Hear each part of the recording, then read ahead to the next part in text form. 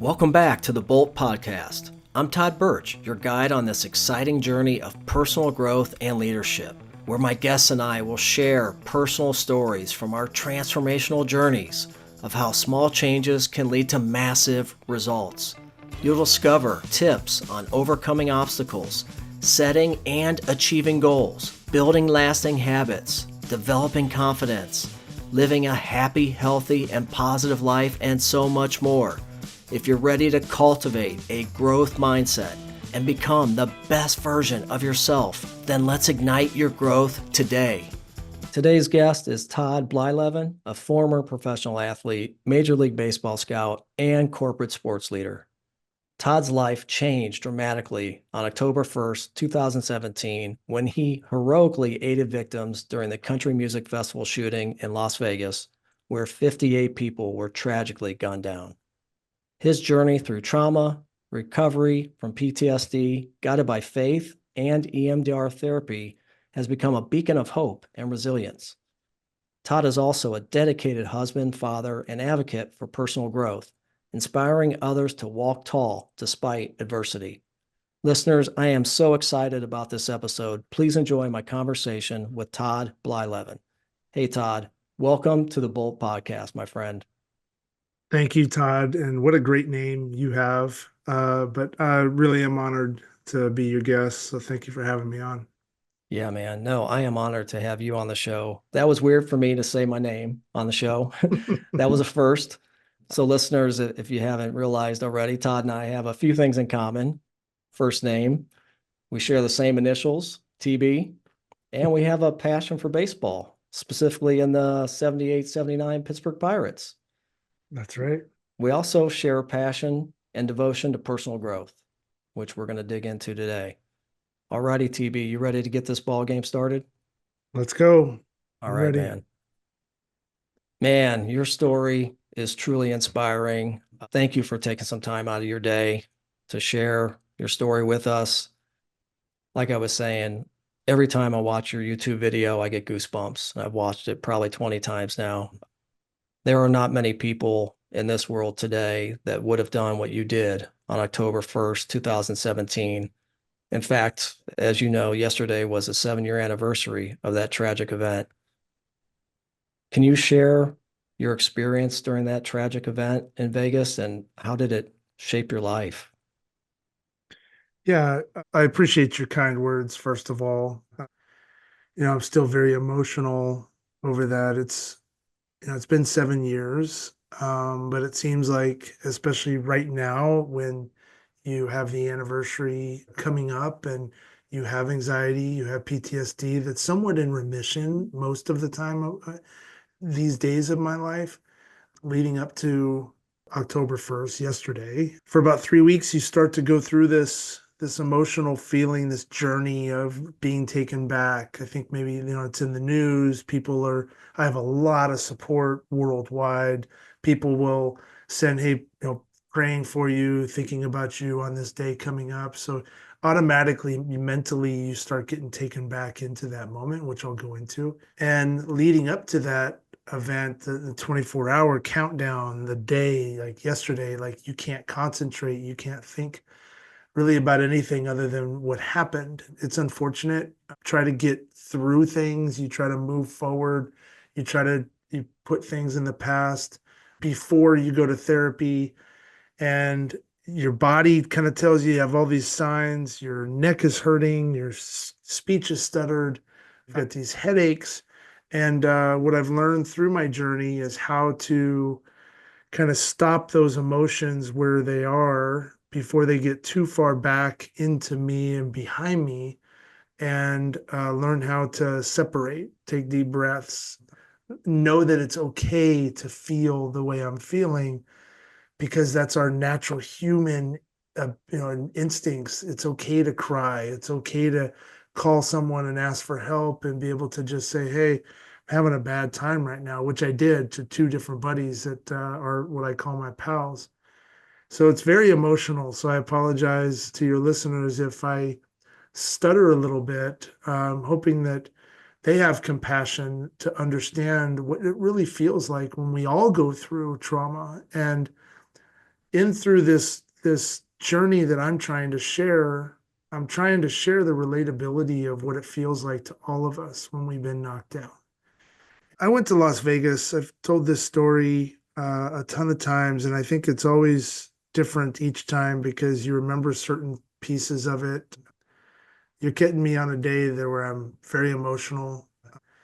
This emotion will probably last another 48 to 72 hours, and then I'll start moving on to my new year per se. But yeah, I went to Las Vegas with my wife, and we were meeting about 17, 18 others that we had normally gone to Vegas with. Vegas was our place. That was our getaway. We didn't really go on vacation a ton. So when we got a chance to get away for a few nights, man, that was like every 3 months. We would go and just party and have fun, just like you would. I mean, it's Vegas. Right. And we had been to this concert several times, or a few times. So it was a safe venue, from what we thought. Never had any problems in the past, and I think this year or that year, 2017, was a little different because my wife and I were going through problems. We had just moved from Southern California to Texas. My kids were struggling, just with the move. They wanted to move, but then when you get here, they didn't want to move anymore. They Yeah. wanted to go back home. So there was a lot of emotional pulling already going into that weekend. And so when we got there, things, obviously country music. I'm a huge country music fan and love country music and love the headliners that were playing that weekend. And when you get out there and you get a cold beer in your hand and man, you just get some space to you and you listen to some music, like everything just goes away, right? Hmm. And so that's kind of how the weekend went. It was really an amazing weekend. My wife and I were having a great time. We rekindled on some things and the kids that were there with us, I call them kids, but they're like in their early 20s. And it's just we were the aunt and uncle that they liked to party with. And we were able to party with them, and stay up until the 5, 6 o'clock of the morning thing. And it was fun. But so that's the atmosphere, that you're walking into. And in fact, I saw a picture yesterday that popped up on my memories on my phone, and it just kind of hit me because going to the venue, we were standing out in the taxi line. We were at the Venetian. It was a long line to get there. We really wanted to like, hey, this is the last day. Let's get there. We've been having fun. So there was about 12 of us, and I saw one of those limo buses, party buses. And so I went over and I had won a little bit of money that weekend too at slots, and I love slots. Nice. I went over and said, "Hey, how much?" And so he gave me a quote, and we all ended up hopping into this party bus, and that's what it was, man. For 10 minutes, 15 minutes, whatever that trip was, had one of those poles, so I was dancing around the Oh, pole, good. and but this picture showed me completely innocent. There I am. I'm holding on to this pole. I'm smiling. You could see that there was just pure joy in my face at that moment. I was free. Didn't think about anything remotely to the point of where I'm going to be in a mass shooting. I'm going to be in a situation that's dangerous. I was free. I had a couple drinks in me, not crazy, but I was just, everybody was going into this thing to just really have a blast. And so there I am. We get inside the venue, and my niece, I call her my niece, we were dancing, swing dancing again. I got all these people circling me, my young like girls like Michelle and all these different people with their cameras, and you'd think it like Bree and I are doing this amazing dance and all this stuff, and but we were spread out. They're asking me to dip her, and you can hear in the video, one of the videos that's gone viral, where you can hear one of our family members say dip, dip, dip, and as soon as I pull her up, you can hear the first shot. Oh, The song ended. Jason Aldean was on the stage. At that moment, you're checking your surroundings. You see officers off to the right. We were very, very close to the stage. On the first, they call it the kind of kill zone one. We were there on that right side of the stage. Back a little bit. Normally, we always go right up to the stage because the girls like to be on there, but we decided as a group we were going to stay back on this one. It's the only one for 3 years The only headliner that we did not do this with, which I think saved members of my family's lives, because Oh if we man, would have been up in that area where we normally were at, somebody would have gotten hit. That's where the first barrage went. that's crazy. Yeah, so I think God had a hand in keeping us back, and where we were at. But Todd, when you're in that situation and you hear these pops, you immediately start to kind of get this heightened of alert. Didn't really know what it was. Jason's still singing, so you're okay, right?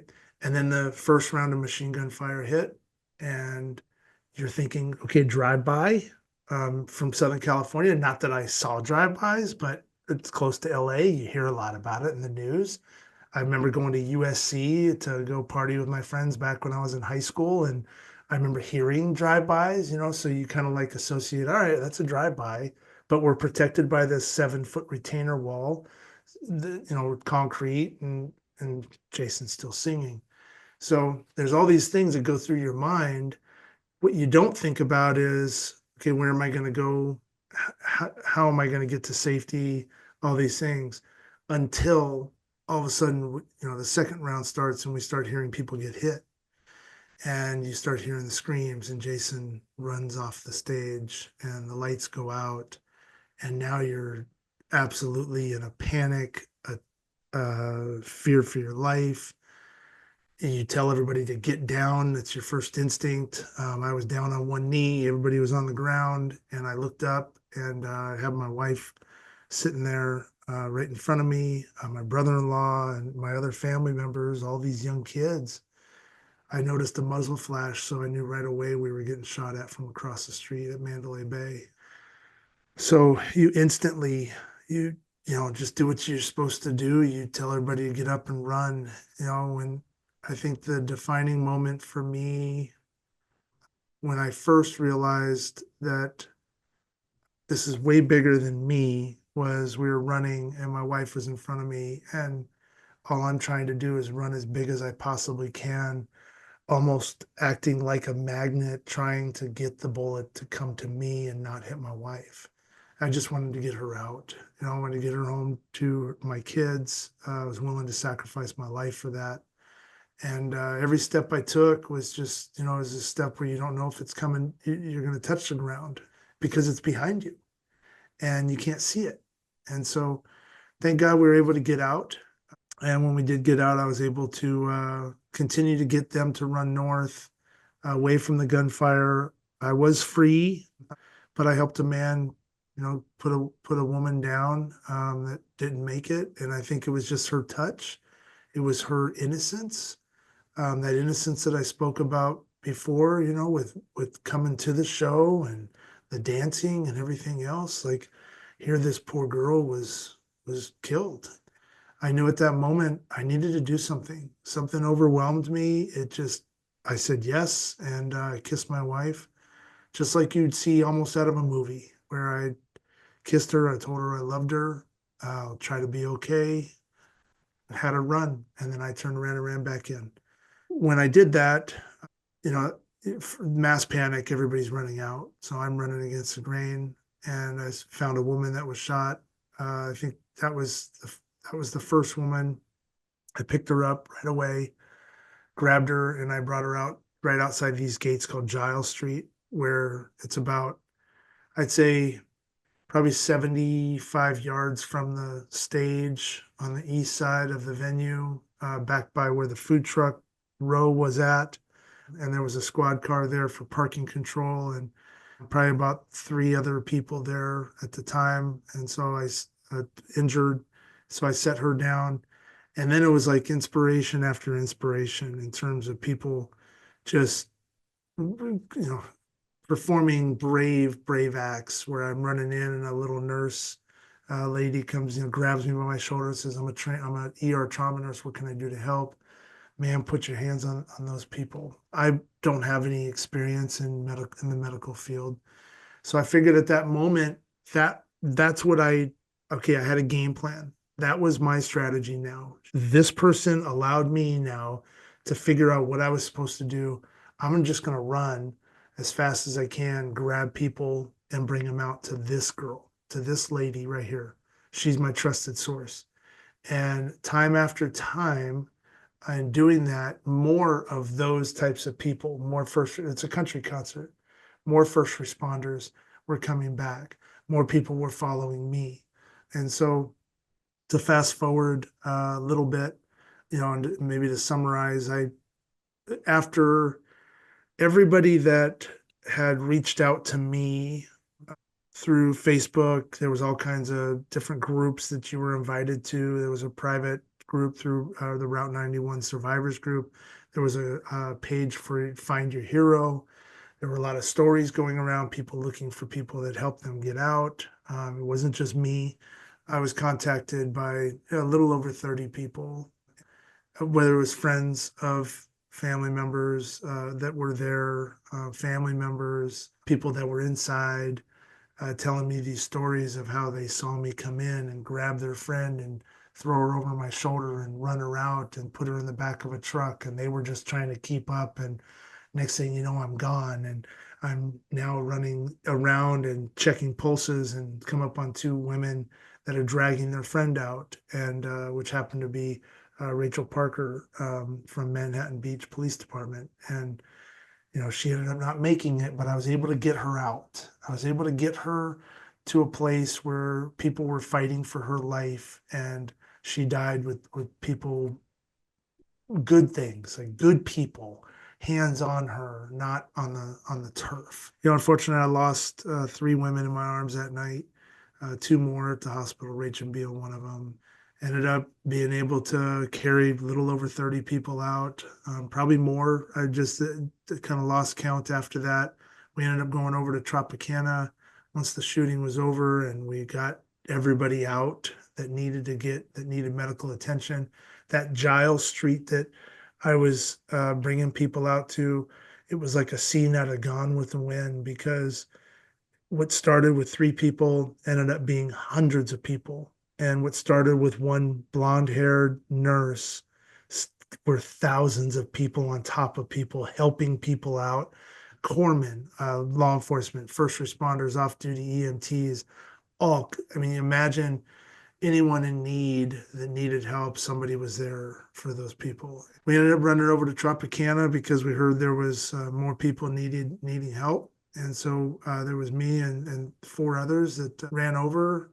At the end of the night, I end up wrestling a man with a knife at the end of a hallway. I mean, it was just absolutely crazy. 250 people. We think there's an active shooter inside. So now we go from helping mode to protect mode, and we're barreling through doors trying to find an active shooter inside the building.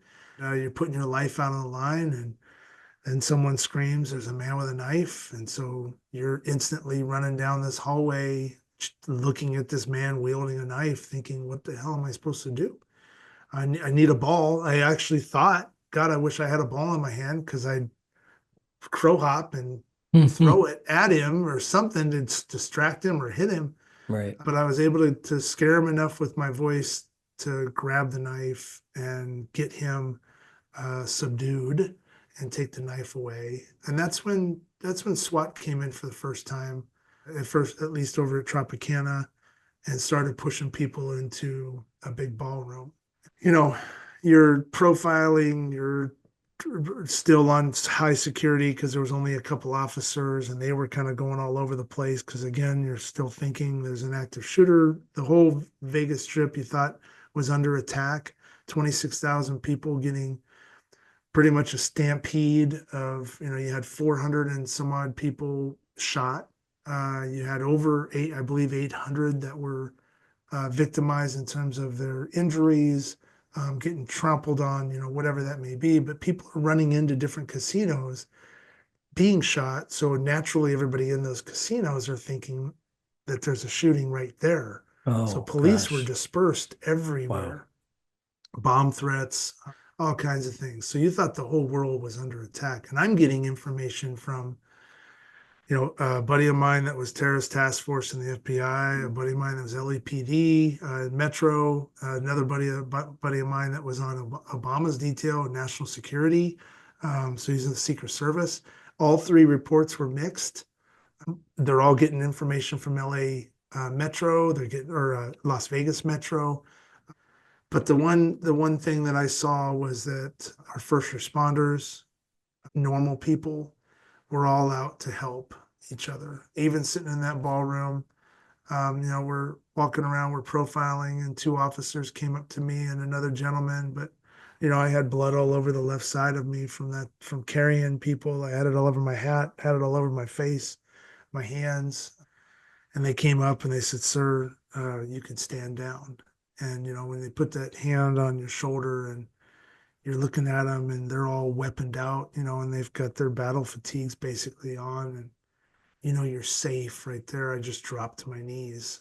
When I did that, the nightmares didn't stop, but I felt safe and secure. And one guy still had his hand on my shoulder, and I was breaking down. And next thing you know, I've got all these people coming up to me and helping me get back up. Like they didn't want me on my knees; they wanted Hmm. me to stand back up for myself.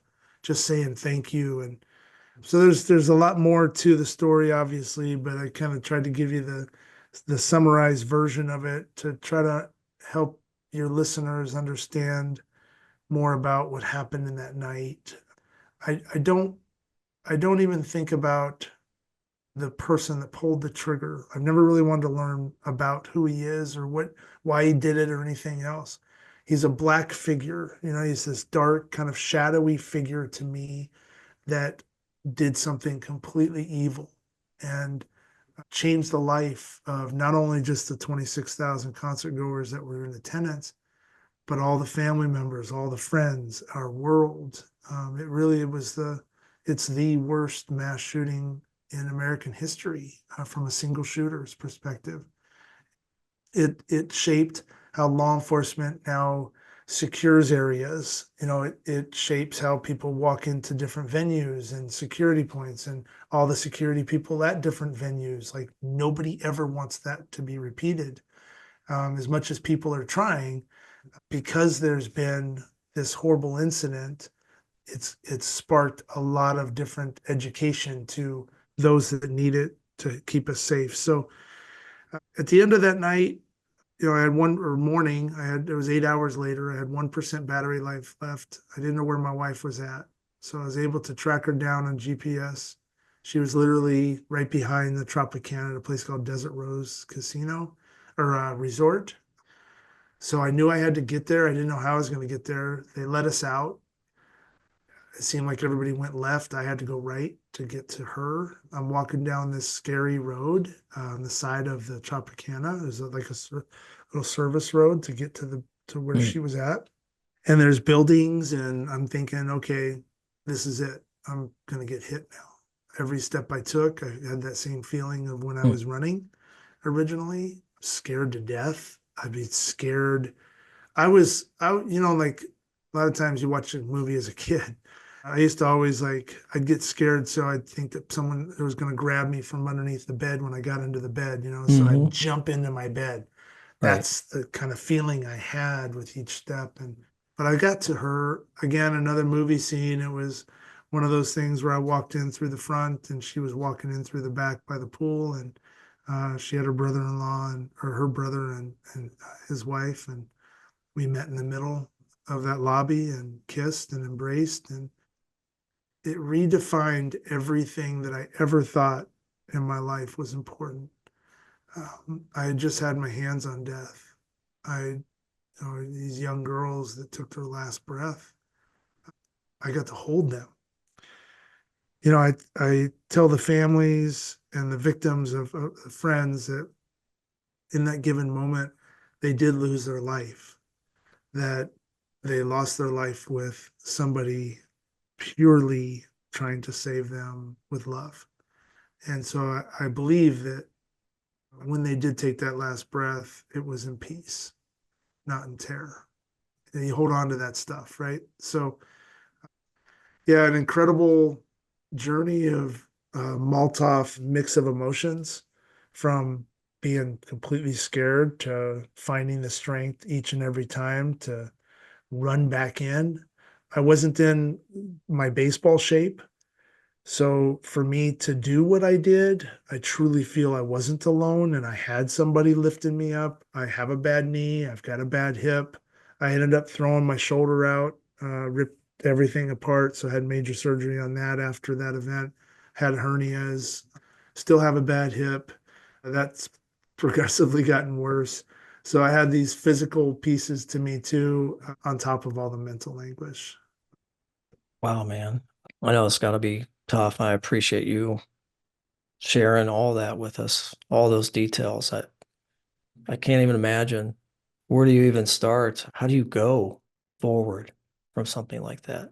You've witnessed one of the worst things that happened to our country, and you were a hero, like many others, saved 30 plus people. That's absolutely crazy. Again, not many people would do that. You have kids, you have a family. So I think that says a lot about who you are and your character and all those people. And I think, there is some light here, right?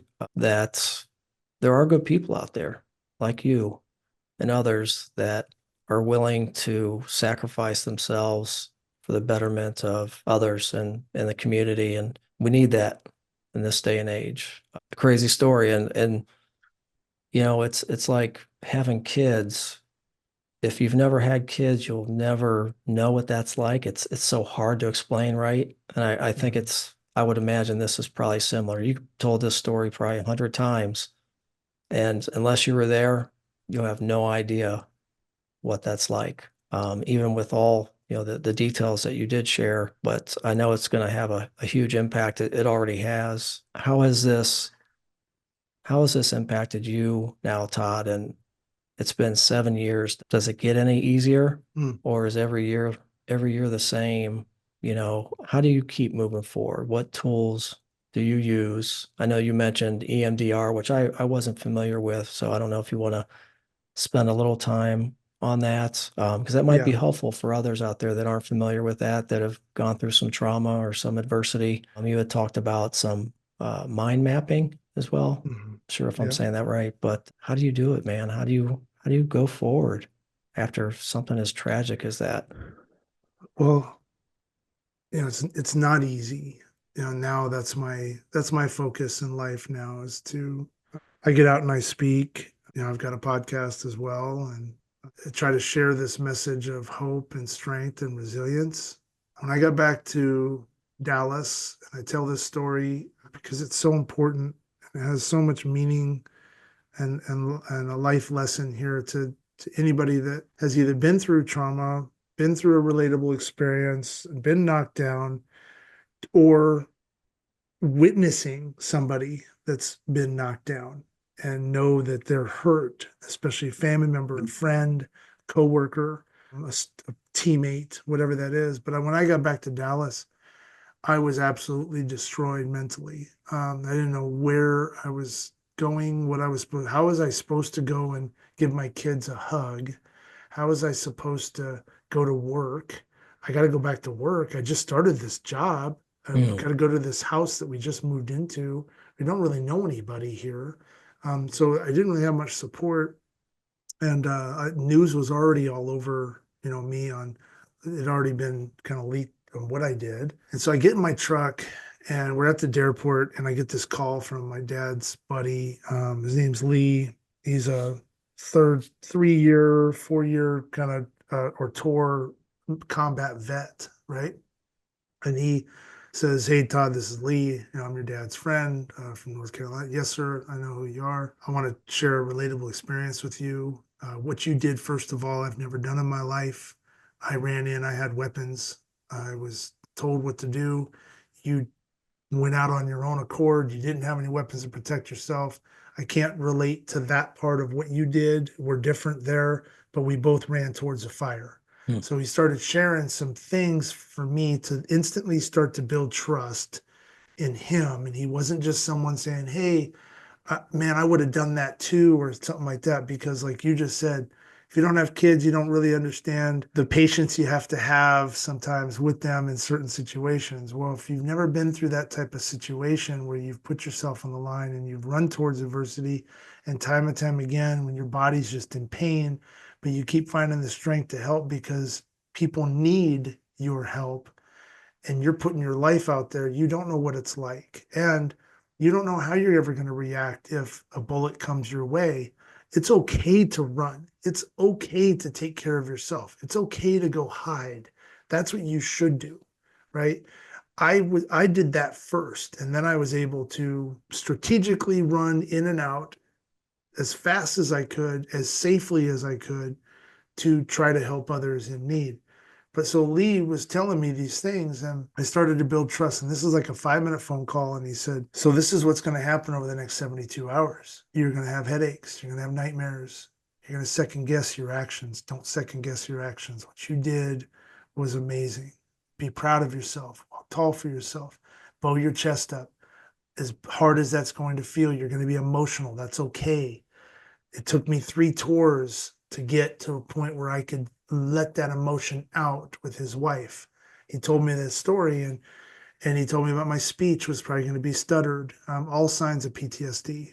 And I'd already been experiencing that. So it gave me this kind of almost, I call it like a survival guide for 72 hours, where he let me know what I was going to be experiencing. It started hitting, I've experienced those things. And then it wasn't just Lee, it was, Chad Vert and Brian Wood and Mark, like all these different people, all first responders to regular people. Chad Remedy out in Southern California, like I worked with this guy. They were calling me every day. Hey, how you doing? Just text message. How's today? Are you okay? I'm praying for you. Just wanted to let you know I was thinking about you. I started getting those across the world. And I can't tell you how much that helped me in my time of need. And, we always think like, oh, I don't want to bother them in this time. No, send them a text. In today's world, like send them a quick text saying, hey, I'm just thinking about you. I just want to let you know you just came across my mind. I'm thinking about what you're going through with your husband in the hospital. I'm thinking about you on, just your whole marital situation or your whatever that is, right, that you're going through. I just want to let you know you're not alone. If you need to talk, I'm here. So I had all these different support pieces coming. Well, my journey started at that point, and I tried to tough it out. I was raised in a tough household. My dad's a Major League Baseball player, and no blood, no foul. Get up, but dust yourself off. I used to ride horses. Like I'm a country guy. I love that stuff. And all of a sudden, you realize that you can't do that on your own. The headaches become too great. You're tired of not being able to talk. I was at work. If I tried to go back to work, a Jason Aldean song comes on because they're playing music on a Friday. It's supposed to be like relaxed. I find myself running down 2 flights of stairs and out the door on a major street and running a quarter mile down the road. And I stopped, and here I am. I'm in my work stuff, and I'm like, oh my gosh, I can't do this. I tried forcing myself to listen to Jason Aldean on the ride home. I just start breaking down and crying. I couldn't get past. I could not do this myself, and I was losing that battle fast. So I knew I needed help. I went to a couple different therapists. A buddy of mine, Chadvert, recommended EMDR therapy, and that's what a lot of first responders and military groups were using at the time. And what EMDR therapy is there's different versions of how you conduct this therapy, whether it's a visual, an audio, feeling, physical. So I wanted the paddles. I had 2 river rock like paddles. You hold them in each hand, and they're connected with wires to a control box that the therapist is controlling the vibration. And it literally is like a heartbeat, and it goes back and forth. And what it does is it allows the left side and the right side of your brain to start thinking about this vibration, and they start communicating. Because what happens in a traumatic situation, and it doesn't have to be a mass shooting, it could be you were in a car accident and got hit from behind. Now, every time you come to stop, like you get this anxiety of, okay, stop, buddy, behind me, whatever that is.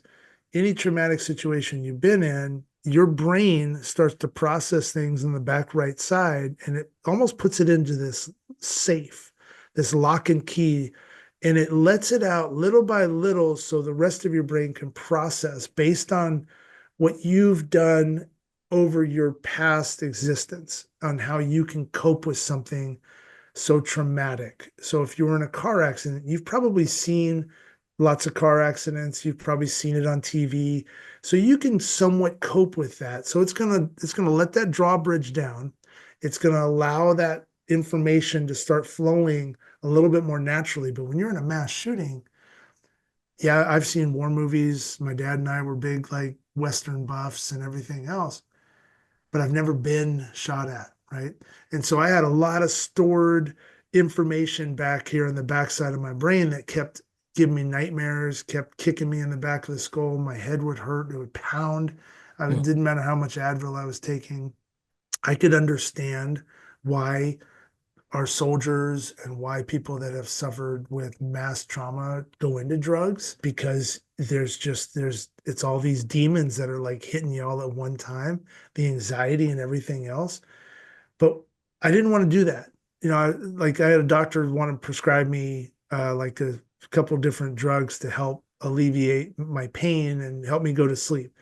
I was resilient enough and more persistent enough to try to beat this, right? So my own internal will to survive and be better and just get back to what I call normal, that overshadowed anything. So I pushed all that away, which I'm really glad I did. And I wanted to be able to, I figured there was another way. And because of the people that I had on my team, my rocks, my pals, giving me advice on what their first responders that have a relatable, they've touched death, right? They've gone into crazy situations. So it was very relatable. I followed their guide, their lead. And so EMDR, when the paddles are going back and forth and you're starting to tell your story, the therapist will turn up the vibration. And what it does is it starts to lower that drawbridge a little bit more. And he or she is basically in control of that drawbridge, either lowering or raising. And so the lighter the vibration, the more it climbs up because everything's kind of going back. Okay, we're getting into protective mode again. The more it vibrates, the more that thing comes down and you're just talking, right? Well, what's beautiful part about EMDR, if it's done correctly with talkative therapy, at least in my case, is we would process about 1 minute to 2 minutes at a time. That was it. We would talk about the atmosphere. We would talk about what did you hear? What did you see? Where were you? And the whole process, the whole reasoning behind all of that is because when all of this is stored in the back of your mind, you can't remember the whole movie. You can't remember where your boots took you that night, all in entirety in chronological order. I was seeing kind of the beginning and the middle, and I was seeing the middle and the end, and pieces were miscombobulated. I was getting contacted by people saying, "Hey, thank you for saving my friend," or "Thank you for saving me." All these things, even a year later, and I was like, I don't remember doing that. The Rachel Parker, I don't remember coming around and apparently I was checking body types. I didn't remember that until they told me. They told me, this is what we saw you do, and you came in and I remember there were bits and pieces of that moment. I was yelling at a man because I wanted him to get in the car with the girls because I put them in a car because people were using their cars as ambulances because they were parked across the street. Crazy scene, right? But as I'm going through the therapy, you're able to process that 1 minute, 2 minutes of time. She would shut it down. We would talk about it. I would cry, which was not me at all, but it unlocked these emotions in me to really appreciate where I was at in my life.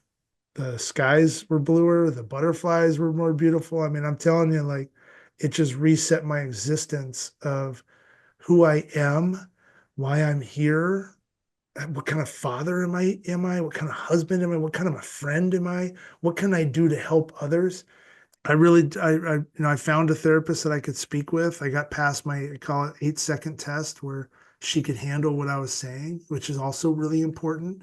So you need to find a therapist that you can fully unload on. There's no, all the barriers, all your armor is off. When I stepped into Diane's office in Plano, Texas, I knew, okay, I'm putting my armor right here. I'm sitting on that couch. Yeah, I've got my pillow for security, um, but I'm free. What do you want to know about me? I am completely open. I need to be this way in order to be helped. And she guided me through EMDR and her talkative therapy and through faith. Church has been really the only place I've ever felt since that night truly safe to a point where I feel like I'm armed up every time I walk back in. It's like a meter, when you go low on a battery, I feel like I'm just recharged every Sunday. And it's a beautiful thing. It allows me to have peace in my mind. But the journey afterwards has been absolutely incredible. And so now I get out and I talk about all the things that I've done to learn more about myself and how I've dealt with trauma. And it was not just about the shooting.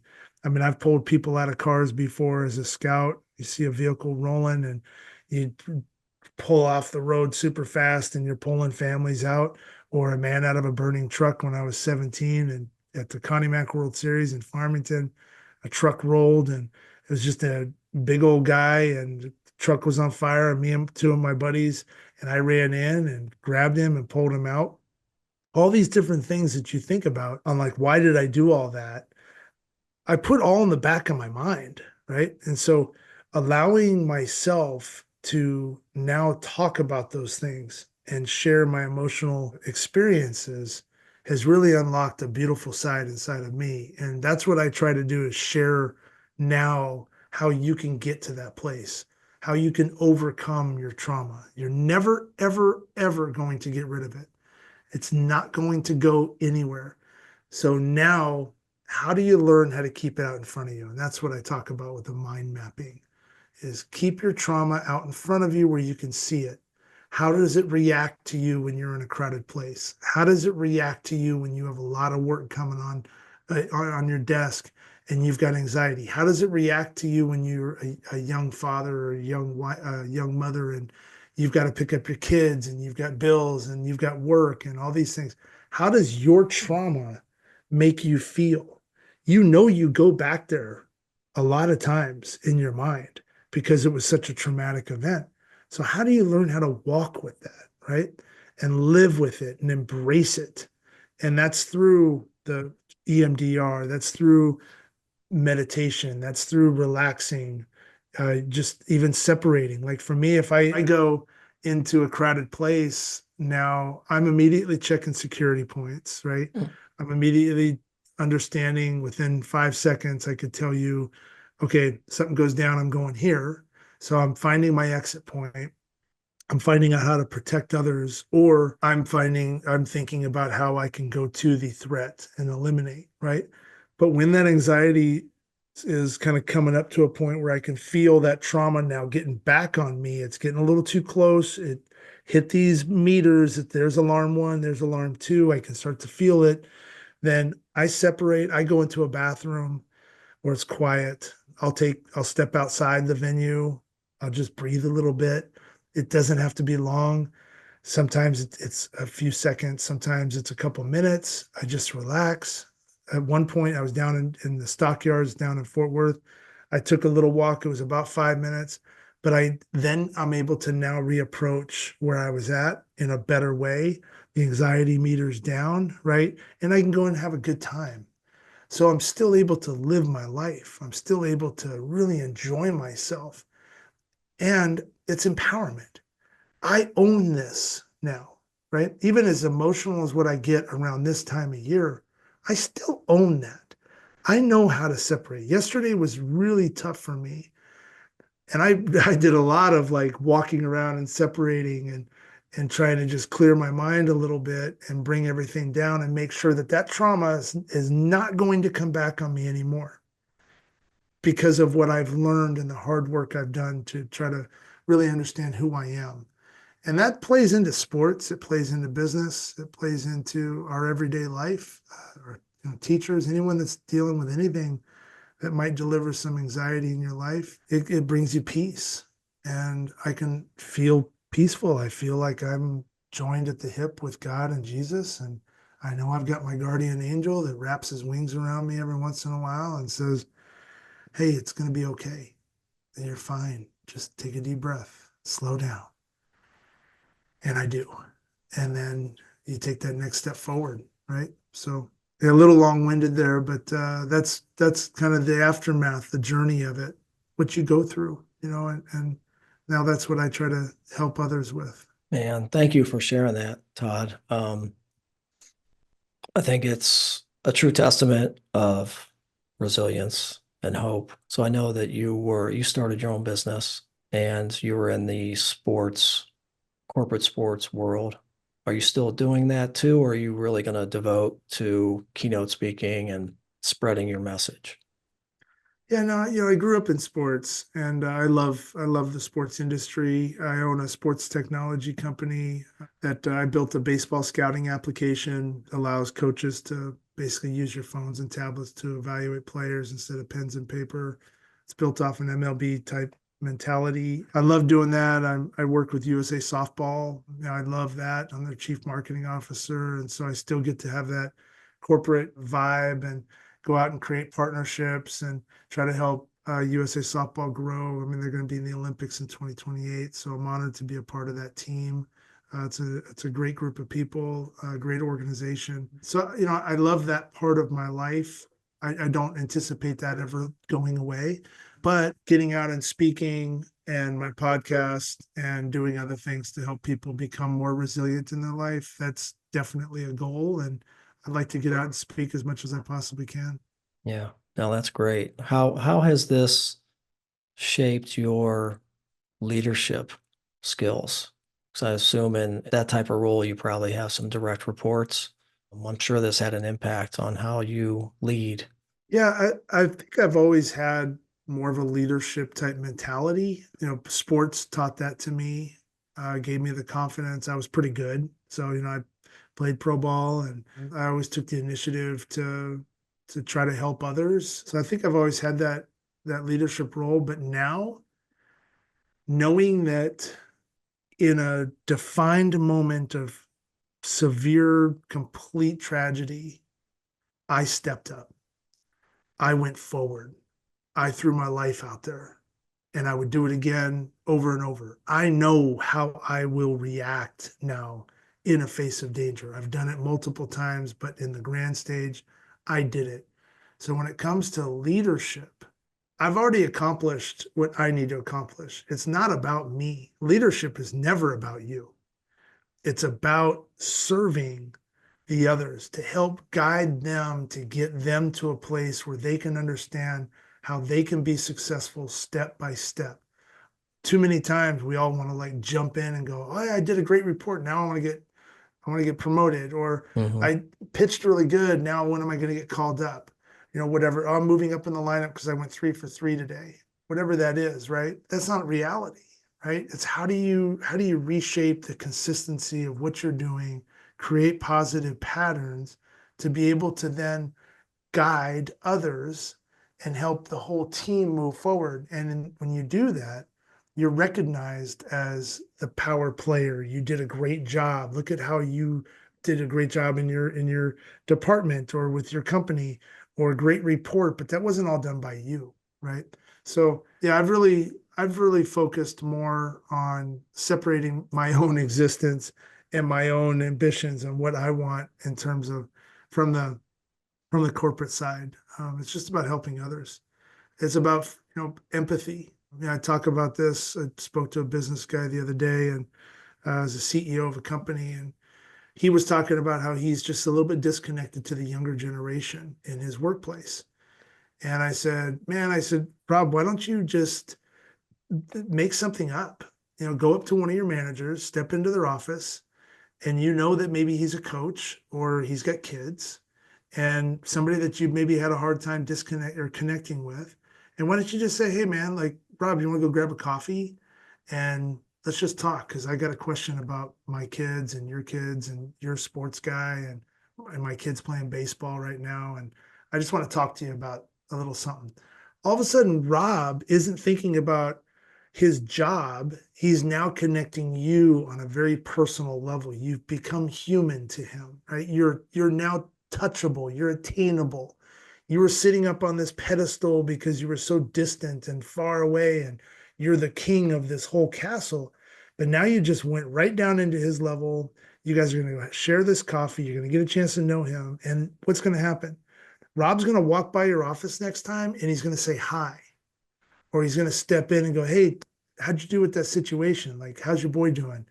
That he's going to now want to engage with you. And then you're going to engage with him and you create this relationship. Yeah, you're still the boss and he's still the employee, but now it's attainable. Rob's feeling good about going into work. He feels now that he can talk to you. Isn't that what we want in anything that we do in life? Whether you're a teacher or a business leader or a dad or a mom or an uncle or a grandpa or whatever that is, don't you want people to be able to come to you and allow you to share your experience on what you've worked hard to get to? It's your business, it's your life, it's your family, right? If we close that off and we're in our own mind because we want to be tough, we got to like, oh, I can't share my emotion with you. What does that do to your followers, to your employees, to your athletes? It doesn't do anything. You're disconnected. Yeah, you're Hmm. the coach. You know how to run a bump play. You know what I mean? Whatever, right? You know when to call a hit and run in a game. You're awesome. You're Right. tough. You don't need to be that way. You need to be able to drive. You need to be able to like kick some people in the butt and say, hey, you're doing this wrong. But if they respect you, then they're going to appreciate that conversation even more. If Right. they don't respect you, they're going to feel like they just got reprimanded, Right. right? And I think that's the biggest difference in me coming out of a mass shooting and learning way more about myself on my softer side, on what I think I have an opportunity to provide to somebody that might be struggling. Yeah. Yeah. No, you're speaking my language there. Leading with empathy is high priority for me. And I think that is the best way to lead. And it's the best way to build those relationships with anybody, whether it's somebody who you haven't been able to connect with yet. But like you said, you become more vulnerable and you open up. And when you open up, anything's really possible. And at the end of the day, it's all games, right? Whether it's sports or work, it's all a game, but we're all human. These are lives that you're dealing with, and everybody's got something going on. So don't make any assumptions. Everybody's got some issue. And it could be as simple as the dog just crapped all over the place, before I came to work and it's really bothering you. There's always something going on, especially, when you have a family. So I think just, leading with empathy is the best approach. And not everybody can do it. And it does take practice and it takes time just like anything else. Yeah, I think that's really important. And Todd, you've Yeah, everything that you've said 100%. today is all about being a servant leadership. You've been doing this your whole life. I love the title of your podcast. I'm going in. You've been going in your whole life. It's crazy you share those other stories that this isn't the first time you've put yourself in harm's way, which is interesting. You've been walking tall and going in your whole life. Thank you for sharing everything you've shared today. I know this is, just a day removed from the 7-year anniversary. I know this had to be tough. You could have been on any show. You chose our show. I'm blessed that you came into my life selfishly, and I'm blessed for our listeners that you're able to share all that you shared. It's an amazing story. I'm inspired. Like I said, I had a rough time sleeping last night. I was so just excited about this conversation. And I'm driving into work today, sun shining for the first time in a few days here in Akron. And I have my meditation practice as I do every morning. I start off with 2 minutes of gratitude. And I'm just like grateful to be here today. And I think that's what it comes back to. And I know you've said it in your video and on your websites. Unfortunately, Todd, it takes for a lot of us, we're so busy and life's moving so fast. It takes an incident, a horrific, horrible, tragic incident like this and others to remind us to reframe and say, Mhm. oh man, that could have been me.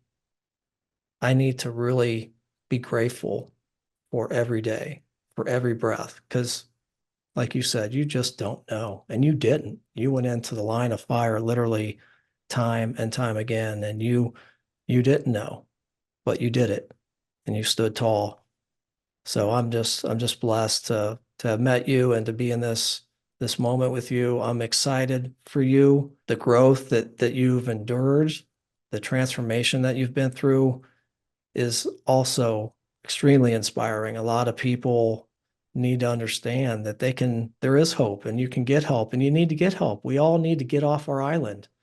It's Hmm. okay. It's okay to not be macho man and That's right. just say, hey, I just want to talk. Talking is powerful. Hmm. Crying is powerful. So thank you for everything. And, if there's one takeaway, Todd, that you want our listeners to go with today, what would that be? You know, I think about, well, first of all, I think about all those poor people like in North Carolina that are all going through, their Yeah. trauma. And, you see all these inspiring stories of how people are walking tall for themselves, for their community. They're standing up for each other. Their community strong, right? They're showing those signs right now because they're in the heat of the battle. But once this all subsides, like the river is, the trauma is going to really start to affect them. Hmm. The losses that they've encountered.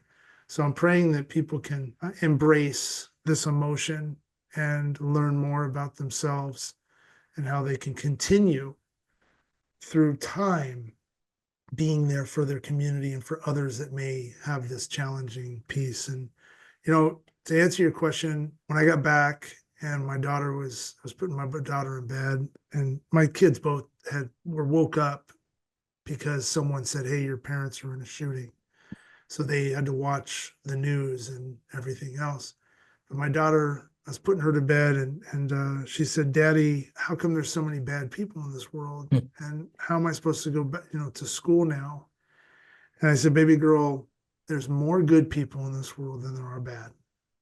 Amen. So my challenge to everybody is to understand you're not alone. Know that your trauma is a big deal. It's not something that's small, regardless of whatever size it is, whatever ever happened, it's affecting you. It's big. So don't be afraid to talk about it. Find somebody that has a relatable experience to what you've gone through and talk about it. Share your emotion, because when you start talking about it, that's going to spark conversation with someone else for them to start talking a little bit more. And you're going to find that you have more in common than not. And it's going to spark more love and more kindness and more faith and just more hope, right? Because we all want to be the best. We all want to do good in this world. We all want to live with peace. We don't want hardship. And that's going to happen, unfortunately. But find your support, find the people that you can talk to, embrace that, be more vulnerable, be more approachable in your life, and just be kind. Because you know what, Todd, at the end, as you know, love always wins, Hmm. no matter what. Yep. Love will win. Yep. So, And I yeah, think that's how we end on that note. There's no better way to say it. Todd, it's been great. How can people get in touch with you or learn more about your story, or maybe invite you out to speak at one of their events? I would love that. Yeah, when I get up on stage, I unfortunately but fortunately I grab the hearts. And then I start talking about more the aftermath of walking with empathy. So that's what my speech is a lot about. So I might hit 5 minutes of the bad stuff to Hmm. grab the attention, to show validity of why I'm standing on that stage, whether it's faith-based or whatnot. The majority of my talks are more about the aftermath and how do you walk tall for yourself. But toddblyleven.com, I've got everything on my website as far as my speaker stuff at toddblyleven.com. That you can find my podcast. I have a trauma guide that I've created. So if you get on there, you can download that. It's a 12-page how to overcome trauma and how to help others guide. Oh, It's an incredible piece. A lot of people nice. get a lot out of it. So Okay. if you'd like to learn more about yourself, and it's very relatable to a lot of different experiences, go ahead and hop on there. But yeah, my social media, you can find me on socials. I'm on all the platforms. I'm starting to get on TikTok a little more. I love TikTok. Yeah, so I'm starting to put a lot more up. But yeah, no, Todd, I really appreciate you having me on your podcast. This is what I needed. It was very relaxing. It's not easy telling that story, but I've told it so many times. And again, because I've mapped my trauma out front, I know Right. how to tell it in a way that I'm not going to go into that part because that's going to bring me back. So I'm going to talk about this. I'll keep going as long as that meter is there, and then I'm fine. But I really appreciate you being open and vulnerable as well, and being a servant yourself, being a leader. Yeah, no, just thank you for having me on. Absolutely. Well, I look forward to our journey together. Yeah, I know we're going to collaborate, and this has been just great having this conversation and this time with you today. So I'm blessed for that, and I look forward to what we do going I forward. am too. Thank I you, am my too. friend. Yeah, thank you for having me on. Thank you so much for listening to this episode. You are on your way to growth, transformation, and joy. If you find this episode helpful, please like and share with your friends, and by all means, please leave a review. You can also view the show notes and subscribe to the Bolt newsletter at toddbertsch.com.